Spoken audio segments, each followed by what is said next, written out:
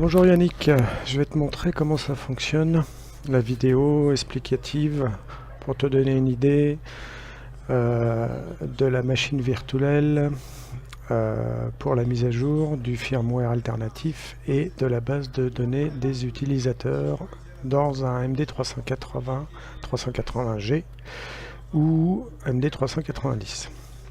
Donc j'ai lancé le logiciel qui s'appelle VMware Workstation 12, qui est donc une machine virtuelle qui émule une machine Linux, donc l'équivalent d'un Raspberry Pi ou d'un Arduino qui tourne sous Unix.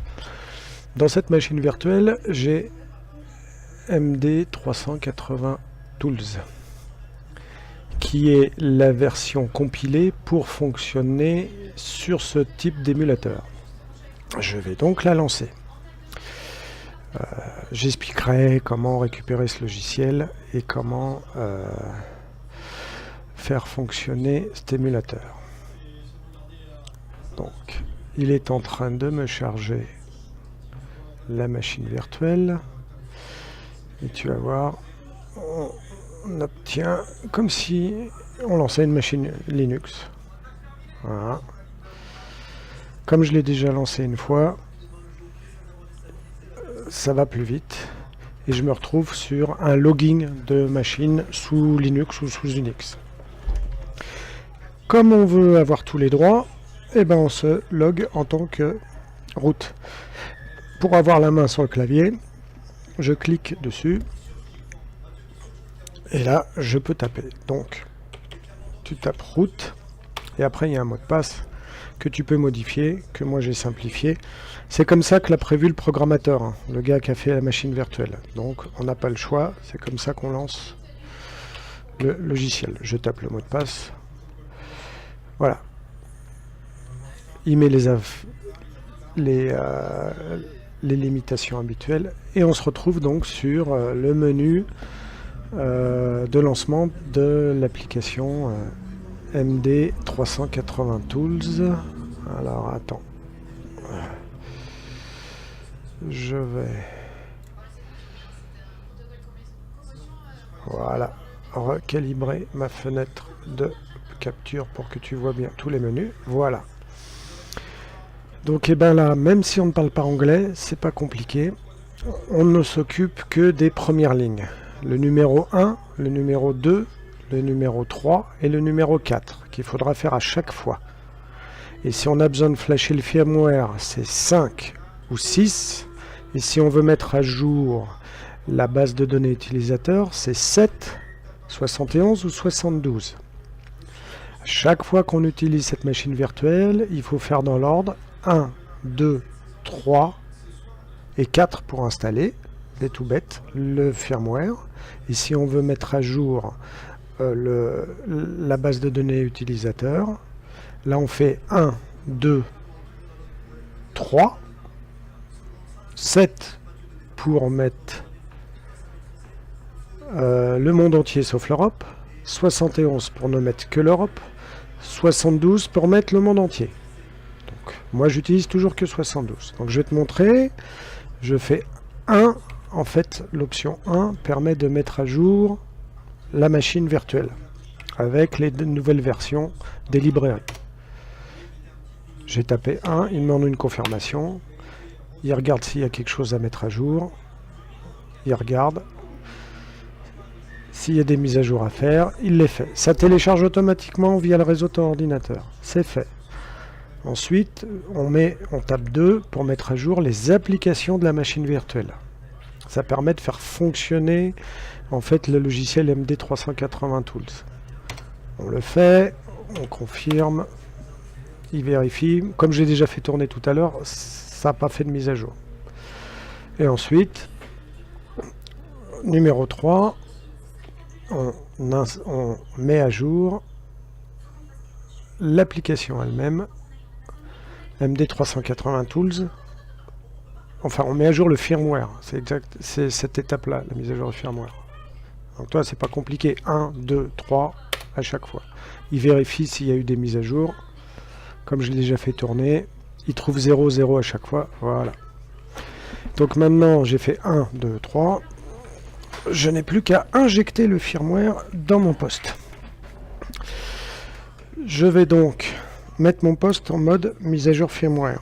Donc tu sais, c'est ce que j'ai expliqué dans l'autre poste sur le truc. On branche le cordon, on allume le poste en maintenant le PTT et la touche du haut. Au-dessus du PTT, on allume le poste. Et l'écran reste noir. Et il y a la LED verte qui clignote. Et comme à chaque fois, tu dois l'entendre, les bip bip. C'est parce que... Voilà. J'ai du mal par moment à ce que mon Windows lise le MD380. Je vérifie que mon MD380 est bien connecté avec ici la petite icône qui correspond à une clé USB. Si déjà c'est passé bleu, c'est qu'il l'a vu. Je vérifie. Après tu le vois pas là parce que tu n'as pas la capture d'écran, mais je fais connect à la machine virtuelle. Et si ça ne marche pas, je recommence.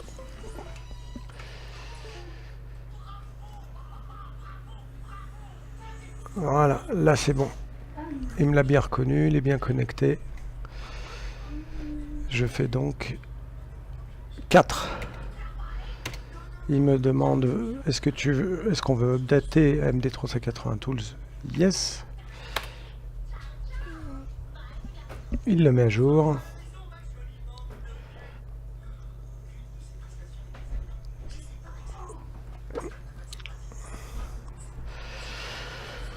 Bon, c'est un script Linux, hein, ça met à jour toute l'application. Et toi en bas, la dernière ligne, ça crée un fichier binaire qui correspond à un firmware.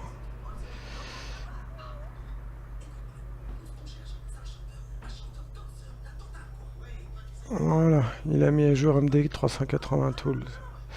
Donc maintenant, il ne me reste plus qu'à le mettre dans le MD380.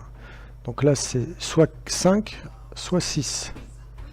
5, c'est pour un MD380 sans GPS. Donc MD380 ou 390 sans GPS, il y en a encore. Et 6, c'est pour un MD380G, donc, ou MD390. Moi, je suis sans GPS, donc je tape 5. Il me demande une confirmation, je fais oui. Il me demande si je suis bien en mode mise à jour du firmware, c'est-à-dire ce que j'ai dit tout à l'heure, j'avais zappé une étape. Allumage du poste en maintenant la touche PTT et la touche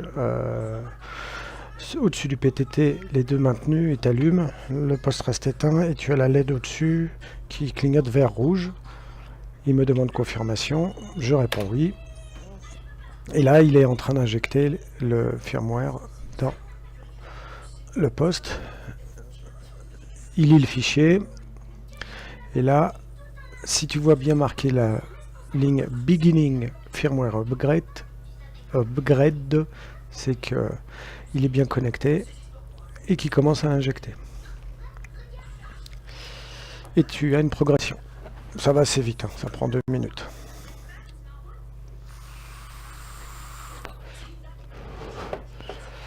Voilà, c'est en train de le faire.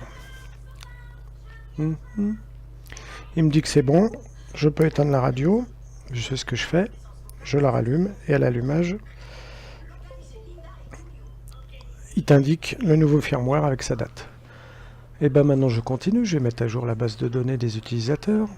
Donc, puisque j'ai déjà fait toutes les mises à jour précédentes, la mise à jour de la machine virtuelle, la mise à jour des applications de la machine virtuelle, la mise à jour des programmes pour la machine virtuelle, et j'ai mis à jour MD380 Tools et je l'ai injecté.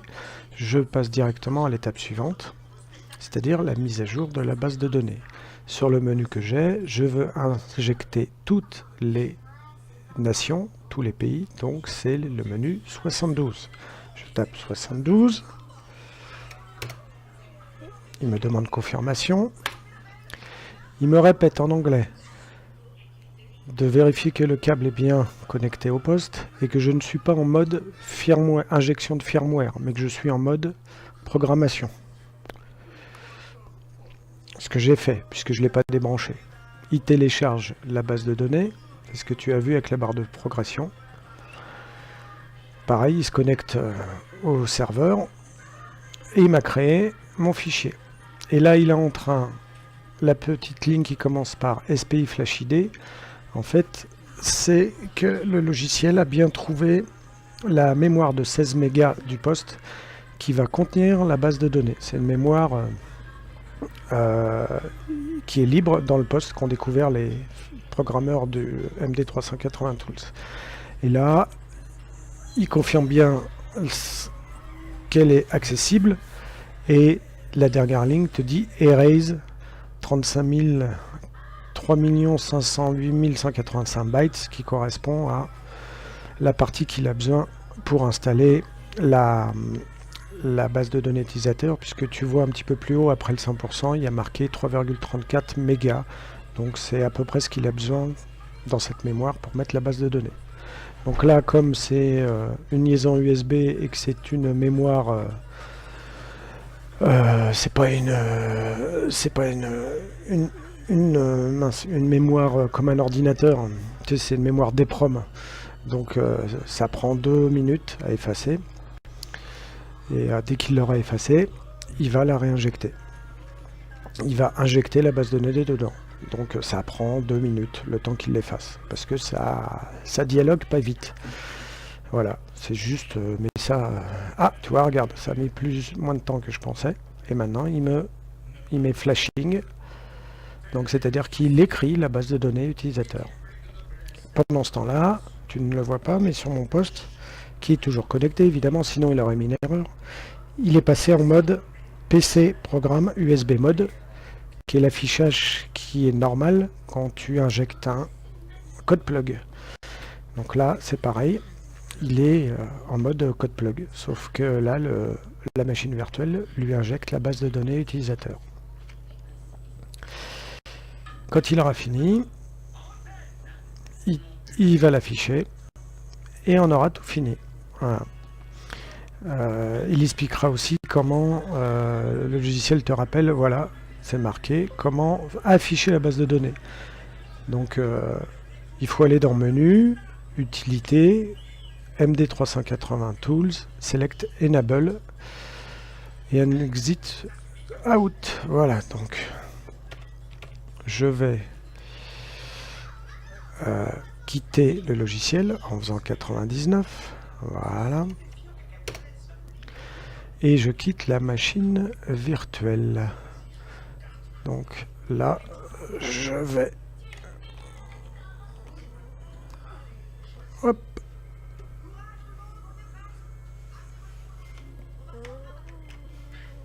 Je vais arrêter l'enregistrement.